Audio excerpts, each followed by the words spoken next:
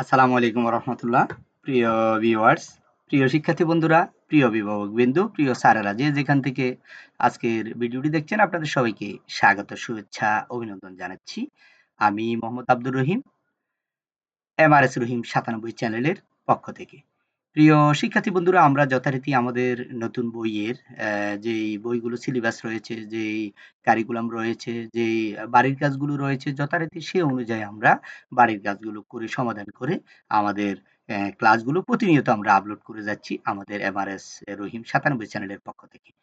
তো আজকে যে বিষয় তোমাদের সাথে শেয়ার করব সেটা হচ্ছে, প্রিয় শিক্ষার্থী বন্ধুরা, ষষ্ঠ শ্রেণী ডিজিটাল প্রযুক্তি শিক্ষণ অভিজ্ঞতা ৪ এর ৩৯ পৃষ্ঠা থেকে ৫৬ পৃষ্ঠার ভিতরে যে শিক্ষণ অভিজ্ঞতা রয়েছে তথ্য ঝুঁকি মোকাবেলায় মানববন্ধন। এখানের ভিতরে অনেকগুলো গুরুত্বপূর্ণ কিছু প্রশ্ন রয়েছে। এই প্রশ্নের আলোকে আজকে আমরা একটা প্রশ্নের সমাধানগুলা নিয়ে আজকে তোমাদের সাথে কথা বলব।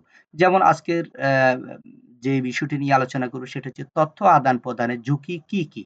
যেমন আমাদের বর্তমান সমাজে আমরা অনেকে তথ্য আদান-প্রদান না জেনে, না বুঝে আমরা বিভিন্ন বিপদে পড়ে যাই, বিভিন্ন ঝুঁকিতে পড়ে যাই। আমরা বিভিন্ন প্রশ্নের সম্মুখীন হয়ে যাই আসলে না জানার কারণে, না বোঝার কারণে। প্রিয় শিক্ষার্থী বন্ধুরা, এজন্য আজকের এই বিষয়টি খুবই চমৎকার একটি বিষয়, চমৎকার একটি সমাধান আজকে তোমাদের সাথে শেয়ার করব। আশা করি তোমরা শেষ পর্যন্ত ভিডিওটি দেখবে। তাহলে তথ্য আদান-প্রদানের ঝুঁকি কি, কি? এটা থেকে কিভাবে রক্ষা পাওয়া যায়, কিভাবে বেঁচে থাকা যায়, এই বিষয়গুলো খুবই চমৎকারভাবে তোমরা জানতে পারবে। তো তথ্য আদান-প্রদানের ঝুঁকি এর বিস্তারিত বিশ্লেষণ আমরা আজকে করব। তো আধুনিক যুগে তথ্যই সবচেয়ে বড় সম্পদ। বর্তমান পৃথিবীতে যার কাছে যত বেশি তথ্য, সে হচ্ছে শক্তিশালী, সে হচ্ছে সম্পদ। বর্তমানের আধুনিক যুগে সবচেয়ে বড় সম্পদ হচ্ছে তথ্য। তথ্য আদান-প্রদান আমাদের দৈনন্দিন জীবনের একটি অবিচ্ছেদ্য অংশ।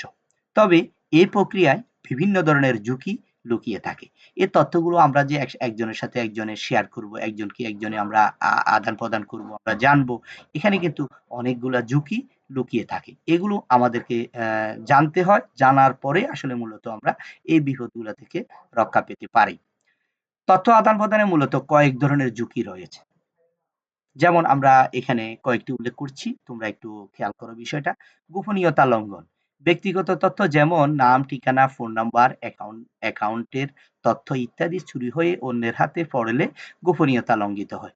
যেমন আমার নাম, আমার মোবাইল নাম্বার, আমার পিন কোড, আমার অ্যাকাউন্টের এটিএম কার্ডের পাসওয়ার্ড, ইমেল, এগুলোর পাসওয়ার্ডগুলো যাতে কখনো অন্যের হাতে না যায়। যেমন হচ্ছে রকেট, বিকাশ, নগদের যে পিন নাম্বারগুলা রয়েছে, গোপন নাম্বারগুলা রয়েছে, পাসওয়ার্ডগুলো রয়েছে, এগুলো একান্ত গোপনীয়তা, একান্ত ব্যক্তিগত তথ্য। এগুলো কিন্তু অন্যের হাতে যখনই চলে যায়, কেউ যদি এটা জেনে যায়, তখন কিন্তু বিপদ হওয়ার সম্ভাবনা বেশি। এজন্য আমাদের মোবাইল নাম্বার, আমাদের ইমেল ঠিকানার পাসওয়ার্ড, ফেসবুক সামাজিক যোগাযোগের মাধ্যমের যে পাসওয়ার্ডগুলো রয়েছে, নগদ, বিকাশ, মোবাইল ব্যাংকিং এর যে পাসওয়ার্ডগুলো রয়েছে, এগুলো একান্ত ব্যক্তিগত, একান্ত গোপনীয়। এগুলো যাতে অন্যে কেউ না জানে এবং কেউ চুরি করতে না পারে, সেজন্য এই বিষয়গুলো সতর্কতা থাকতে হয়। তথ্যের অপব্যবহার। চুরি হওয়া তথ্য ব্যক্তিগত লাভের জন্য বা অন্য কোনো অপরাধমূলক কাজে ব্যবহার করতে পারে। তোমার এই তথ্যগুলো তোমার ব্যাংকের অ্যাকাউন্ট নাম্বার যদি সে নিয়ে যেতে পারে, তোমার জননী নিবন্ধন যদি সে নিয়ে যেতে পারে, তোমার সার্টিফিকেট যদি সে নিয়ে যেতে পারে, তাহলে এটা দিয়ে সে যেকোনো কাজ করতে পারবে। যেকোনো অপরাধ কাজে এটা ব্যবহার করে তোমাকে বিপদে ফেলতে পারে। এজন্য এই বিষয়গুলো আমাদের খেয়াল রাখতে হবে। আমাদের ব্যক্তিগত যে তথ্যগুলো আছে, ব্যক্তিগত সম্পদগুলো আছে, এগুলো একান্ত নিজের, একান্ত ব্যক্তিগত। এগুলা খুবই সচেতনভাবে, খুবই সিক্রেট বিষয়। এগুলো আমাদেরকে সচেতনভাবে এগুলা রাখতে হবে। অননুমোদিত অ্যাক্সেস। হ্যাকারেরা অবৈধভাবে ব্যক্তিগত বা সংস্থার তথ্য ব্যবস্থায় প্রবেশ করে গুরুত্বপূর্ণ তথ্য চুরি করে নিতে পারে। এমন তোমার ব্যক্তিগত তথ্যগুলো তুমি এমনভাবে গুগলে হোক, তারপরে তোমার কম্পিউটারে হোক, ইমেইলে হোক, যেকোনো যে জায়গায় যে তথ্যগুলো তুমি রাখবা, এগুলা যাতে সিকিউর থাকে, এটার পাসওয়ার্ড যাতে খুবই শক্তিশালী হয়, এটা যাতে কখনো হ্যাকাররা এটা অ্যাক্সেস করতে না পারে। সে যদি তোমার ইমেইলটা হ্যাক করে ফেলে, তোমার ফেসবুক সামাজিক যোগাযোগের মাধ্যমগুলো যদি হ্যাক করে ফেলে, তাহলে তোমার যে ব্যক্তিগত তথ্যগুলো আছে সবগুলো সে নিয়ে যেতে পারবে এবং সে অ্যাক্সেস করতে পারবে। সে তোমার ফেসবুকটা চালাতে পারবে, তোমার ইমেলটা চালাতে পারে, তোমার মেসেঞ্জার, তারপরে হচ্ছে তোমার হোয়াটসঅ্যাপ, ইমো, এগুলো যদি সে তার হাতে চলে যায়, তাহলে কিন্তু আমাদের বিপদ হতে পারে। এজন্য আমাদের সবচেয়ে বেশি সতর্কতা থাকতে হবে।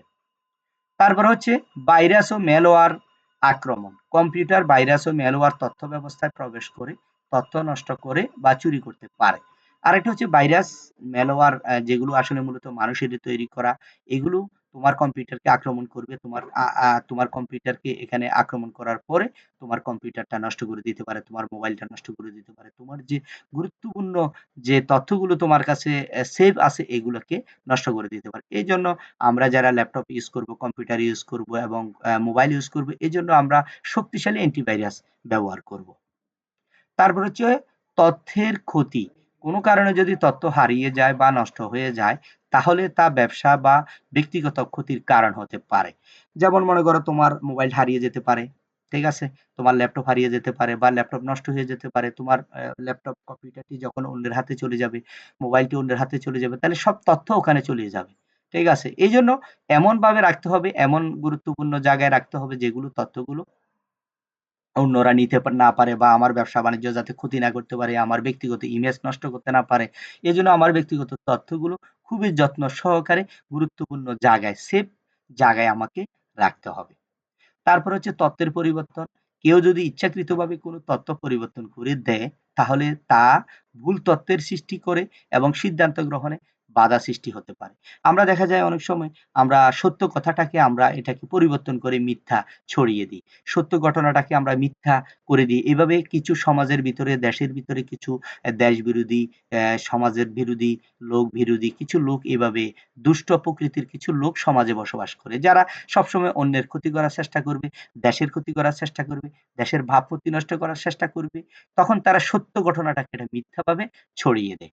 তো ছড়িয়ে দিতে গেলে এইজন্য তোমাকে এটা যে ভুল তথ্য, এটা যে সঠিক নয়, এই বিষয়গুলো তোমাকে সচেতন হইতে হবে, এগুলো জানতে হবে। কিভাবে এগুলো ভুল তথ্যটা শনাক্ত করা যায়, এই বিষয়েও আমার অনেকগুলো ভিডিও রয়েছে। আমাদের ক্লাস 6, 7, 8, 9 এর যেই প্লে লিস্ট রয়েছে, তোমরা ওখানে গেলে এই ভিডিওগুলো পেয়ে যাবে, একটু দেখে নিতে পারো। সামাজিক প্রকৌশল। তারপর হচ্ছে হ্যাকাররা মানুষকে প্রতারণা করে তাদের ব্যক্তিগত তথ্য জানতে পারে। যেমন মনে করো হ্যাকাররা কি করে, তোমাকে কল দিবে, কল দিয়ে বলবে যে আমি বিকাশ থেকে আমি কল দিচ্ছি, আমি রকেট থেকে কল দিচ্ছি, আমি নগদ থেকে কল দিচ্ছি, আপনি ১০ লক্ষ টাকা পেয়েছেন আমাদের, এখন আপনি এই টাকাটা পেতে হলে আপনাকে একটি মেসেজ দিচ্ছি, এই মেসেজে একটা নাম্বার দেব, কোড নাম্বার আছে, কোড নাম্বারটা আমাদেরকে বলেন। এইভাবে বিভিন্ন কৌশল করে তোমার থেকে তোমার ব্যক্তিগত যেই বিকাশ, নগদ, রকেট, হ্যাঁ, তারপরে তোমার ইমেইলের পাসওয়ার্ড, আরো বিভিন্ন ছলা-কলা করে বিভিন্ন কৌশল করে তোমার থেকে তথ্যটা নিয়ে যাবে। নিয়ে গিয়ে তোমার অ্যাকাউন্ট হ্যাক করে সবগুলো টাকা নিয়ে যাবে। এজন্য অপরিচিত কেউ যদি ফোন করে তাকে সঠিক তথ্য দেওয়া যাবে না। সেটা যেই কেউ হোক। কখনো বিকাশ থেকে, কখনো রকেট থেকে, নগদ থেকে তোমাকে কল দিয়ে তোমার পিন নাম্বার জানতে চাইবে না কখনো। এটা মনে রাখবে তুমি। যারা চাইবে মনে করবে যে এরা হচ্ছে প্রতারক, এরা হচ্ছে হ্যাকার। প্রিয় শিক্ষার্থী বন্ধুরা, এই বিষয়গুলো না জানার কারণে আজকে আমাদের সমাজের ভিতরে অনেক ধরনের আমরা বিপদের সম্মুখীন হয়ে যাই, শুধু না জানার কারণে। প্রিয় শিক্ষার্থী বন্ধুরা, এবার আসো এই ঝুঁকিগুলো কমানোর জন্য কিছু কার্যকর উপায়। আমরা যে এতক্ষণ পর্যন্ত যে আলোচনা করেছি এগুলো থেকে কিভাবে বাঁচা যায়, কিভাবে নিজেকে রক্ষা করা যায়, কিভাবে নিজেকে সেভ করা যায়, এই বিষয়গুলো এখন জানবো। সুরক্ষিত পাসওয়ার্ড ব্যবহার, শক্তিশালী এবং অন্যান্য পাসওয়ার্ড, অনন্য পাসওয়ার্ড ব্যবহার করুন। শক্তিশালী পাসওয়ার্ড বলতে আমরা কি বুঝি? আমি একেবারে আমার নামটাই পাসওয়ার্ড দিয়ে দিলাম। আমার মোবাইল নাম্বারটা আমি পাসওয়ার্ড দিয়ে দিলাম। তাহলে এটা তো যে কেউ হ্যাক করতে পারবে, যে কেউ জেনে যেতে পারে। আমার কোনো পছন্দ, যেটা সবাই জানে, আমার পছন্দ হচ্ছে গোলাপ ফুল। আমি গোলাপ ফুলটা পাসওয়ার্ড দিয়ে দিলাম। তাহলে এটাতে সবাই হ্যাক করে ফেলতে পারবে। এজন্য সর্বনিম্ন পাসওয়ার্ড হবে ৮ টি সংখ্যার ভিতরে। ৮ টি সংখ্যার ভিতরে এখানে সংখ্যা থাকবে, বর্ণ থাকবে, অক্ষর থাকবে, সিম্বল থাকবে, বিভিন্ন প্রতীক চিহ্ন থাকবে। ঠিক আছে? হ্যাশ থাকবে। চিহ্ন বলতে আমরা হ্যাশ বোঝাচ্ছি, ডলার সাইন, অবলিক, যোগ, বিয়োগ, ভাগ, পূরণ, এভাবে চিহ্ন দিয়ে মিনিমাম সর্বোচ্চ ৩২, সর্বনিম্ন ৮ টি ক্যারেক্টার বা সংখ্যা দিয়ে তোমাকে পাসওয়ার্ড তৈরি করতে হবে।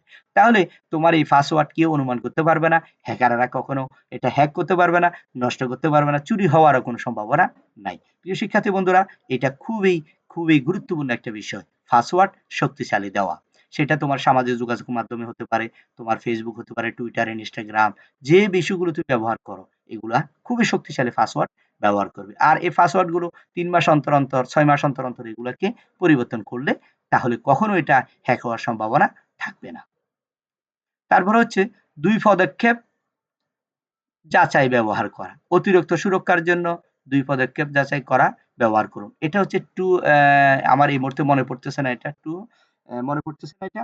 এটা হচ্ছে ২ টা পদ্ধতি ব্যবহার করা, যেটা হচ্ছে তোমার ইমেইলের ভিতরে কেউ যদি তোমার পাসওয়ার্ডটা হ্যাক করে, সাথে, সাথে তোমার কাছে একটা পিন কোড আসবে তোমার মোবাইল নাম্বারে। তো এটাকে যদি তুমি এভাবে তোমার Facebook, তারপরে হচ্ছে তোমার Twitter, Instagram এ এভাবে ২ টা পদ্ধতিটা যদি চালু করে রাখো, এটার একটা সেটিং এর বিষয় আছে। ওখানে সেটিং এ গিয়ে তো এখানে তোমার পাসওয়ার্ড যেই হ্যাক করতে যাইবে, মুহূর্তের ভিতরে তোমার মোবাইলে একটা মেসেজ আসবে, মোবাইলে একটা পাসওয়ার্ড আসবে, যে কোড আসবে। এই কোডটা না দিলে সে ঢুকতে পারবে না। এভাবে করে আমাদের Facebook, আমাদের বিশেষ করে ইমেইলে যদি আমরা এই পদ্ধতিটা চালু করে রাখি, তাহলে আমার Facebook, Twitter, Instagram যে সামাজিক যোগাযোগ মাধ্যমগুলো রয়েছে, এগুলো সেফ থাকবে। তারপরে হচ্ছে ফায়ারওয়াল এবং অ্যান্টিভাইরাস সফটওয়্যার ব্যবহার করা। আপনার ডিভাইসে ফায়ারওয়াল এবং অ্যান্টিভাইরাস সফটওয়্যার ইনস্টল করে রাখুন। এটা এর আগে একটু করে বলেছি। বিশেষ করে আমাদের ল্যাপটপ, কম্পিউটার, মোবাইলে আমরা শক্তিশালী অ্যান্টিভাইরাস সফটওয়্যারগুলো ব্যবহার করব। তারপরে সন্দেহজনক লিঙ্ক বা ইমেল খুলবেন না। সন্দেহজনক ইমেল বলতে তোমাকে এমন একটা ইমেল পাঠালো, এটা তোমার অপরিচিত, তুমি চিনতেছো না এটা কে পাঠাইলো। তোমাকে এখানে একটা লোভনীয় একটা ফোর্স দিল। তুমি বিকাশ থেকে, তুমি রকেট থেকে ১০ লক্ষ টাকা পেয়েছো, তুমি Facebook কোম্পানি থেকে এত টাকা পেয়েছো। এখানে এই তথ্যটা পূরণ করো, এই ফর্মটা পূরণ করো। এভাবে করে তোমাকে কিছু লোভনীয় পোস্ট বলে তোমাকে ফর্মটা পূরণ করে তোমার ইমেলটা হ্যাক করে নিয়ে গেল। এজন্য এই লোভনীয় পোস্ট, অপরিচিত কোনো লিঙ্কে, কখনো লিঙ্কে আমরা ক্লিক করব না এবং এটা শেয়ার করব না। সাথে, সাথে এটা ডিলিট করে দিন। সাধারণ স্থানে পাবলিক ওয়াইফাই ব্যবহার এড়িয়ে চলুন। পাবলিক ওয়াইফাই ব্যবহার করার সময় সতর্ক থাকুন। এটা বলতেছে যে আমরা অনেক সময় গাড়িতে করে যাচ্ছি, সেটা রেল স্টেশন হতে পারে, বাস স্টেশন হতে পারে। ওখানে আমরা গেলাম, ওখানে ফ্রি ওয়াইফাই আছে। আমরা ফ্রি ওয়াইফাইটা ব্যবহার করলাম। ঠিক আছে? ওখানে পাসওয়ার্ড দিয়ে রেখেছি, আপনি চাইলে ওটা ব্যবহার করুন। এভাবে বিভিন্ন হোটেলে আছে, বিভিন্ন তারপরে বিভিন্ন সামাজিক বিভিন্ন প্রতিষ্ঠানগুলোতে আছে, বিভিন্ন দোকানে আছে, বিভিন্ন মার্কেটে আছে। এগুলো যখন আমি ফ্রি ওয়াইফাইটা ব্যবহার করব, আমার মোবাইলটা হ্যাক হয়ে যাওয়ার সম্ভাবনা সবচেয়ে বেশি থাকবে। এজন্য এই বিষয়গুলো আমাদেরকে খেয়াল থাকতে হবে। ফ্রি ফাই আমি কিন্তু ব্যবহার করতে পারবো না। ঠিক আছে? তথ্য আদান-প্রদানের সময় SSL সার্টিফিকেট যাচাই করুন। ওয়েবসাইটে তথ্য প্রদান করার সময় SSL সার্টিফিকেট যাচাই করুন। এটার কথাটা এভাবে বলা হচ্ছে যে তুমি যখন ওয়েবসাইটে বিভিন্ন তথ্য সংগ্রহ করবে, তথ্যগুলো কখন আপলোড করেছে, কে আপলোড করেছে, এই ওয়েবসাইটটার গুরুত্ব কি, ওয়েবসাইটটার সিকিউরিটি কি, ওয়েবসাইটটা কে আপলোড করে, এটা কি সরকারি ওয়েবসাইট না বেসরকারি কোনো ওয়েবসাইট। এভাবে অনেকগুলো ওয়েবসাইট রয়েছে, আসলে এগুলো ভুয়া। এগুলা দিয়ে মানুষের সাথে প্রতারণা করা হয়। সেই অনুযায়ী আমাদেরকে খেয়াল করতে হবে বিষয়গুলো। নিয়মিত আপডেট করুন। আপনার অপারেটিং সিস্টেম, অ্যাপ্লিকেশন এবং অ্যান্টিভাইরাস সফটওয়্যার নিয়মিত আপডেট রাখুন। এটা হচ্ছে তোমার মোবাইলে, তোমার কম্পিউটারের ভিতরে যে সফটওয়্যারগুলো রয়েছে, যে সফটওয়্যারগুলো তুমি ব্যবহার করো, যে অ্যাপসগুলো ব্যবহার করো, এগুলো কিছুদিন পর, পর আপডেট করে নিবে। তাহলে হ্যাক হওয়ার সম্ভাবনা কম থাকবে। সচেতনতা বৃদ্ধি করুন। তথ্য সুরক্ষা সম্পর্কে সচেতনতা বৃদ্ধি করুন এবং নিজ ও পরিবারের সদস্যদেরকে সচেতন রাখুন, সচেতন করুন। আমরা যে কথাগুলো বলেছি এটা আমি শুনেছি, আমি জেনেছি। কিন্তু আমার আশেপাশে আমার বন্ধু-বান্ধব যারা রয়েছে, আমার পরিবারের সদস্যরা যারা রয়েছে, তাদেরকেও আমরা এই ঝুঁকিগুলো থেকে কিভাবে রক্ষা করা যায়, হ্যাঁ? তথ্য মোকাবেলায় কিভাবে আমাদেরকে সঠিকভাবে তথ্য গ্রহণ করা যায়, সঠিক তথ্য আদান-প্রদান করা যায়, এই বিষয়গুলো আমাদেরকে জানাতে হবে। নিজে সচেতন থাকবো, অন্যদেরকেও জানাবো। প্রিয় শিক্ষার্থী বন্ধুরা, তথ্য আদান-প্রদানের ঝুঁকি সম্পর্কে সচেতন হয়ে সতর্ক থাকলে আপনি নিজেকে এবং আপনার তথ্যকে সুরক্ষিত রাখতে পারবেন। আমরা যে এতক্ষণ পর্যন্ত যে আলোচনা করেছি, এই তথ্যগুলো, এই বিষয়গুলো যদি তুমি ভালো করে মনে রাখতে পারো, এই তথ্যগুলো যদি সেই অনুযায়ী মানতে পারো, তাহলে অবশ্যই তোমার তথ্য হেফাজতে থাকবে, তথ্য নিরাপদে থাকবে। প্রিয় শিক্ষার্থী বন্ধুরা, তোমরা যারা এতক্ষণ পর্যন্ত কষ্ট করে ভিডিওটি দেখেছো, কেমন লেগেছে অবশ্যই কমেন্টস করে জানাবে। আর কি, কি বিষয়ে জানার দরকার সেটাও কমেন্টস করে জানাবে। প্রিয় শিক্ষার্থী বন্ধুরা, আমাদের এমআরএস রহিম ৯৭ এই চ্যানেলের পাশাপাশি আমাদের আরেকটি নতুন চ্যানেল আসছে, এমআরএস টিভি ১২। এই চ্যানেলটার ভিতরে আমরা ইসলামিক বিষয়গুলো, ইসলামিক গান, ইসলামিক গজল এবং ইসলামের বিষয়গুলো নিয়ে আমরা ভিডিও আপলোড করছি। আশা করি তোমরা দেখবে। সবাই ভালো থাকবে, সুস্থ থাকবে। আসসালামু আলাইকুম ওয়া রাহমাতুল্লাহ।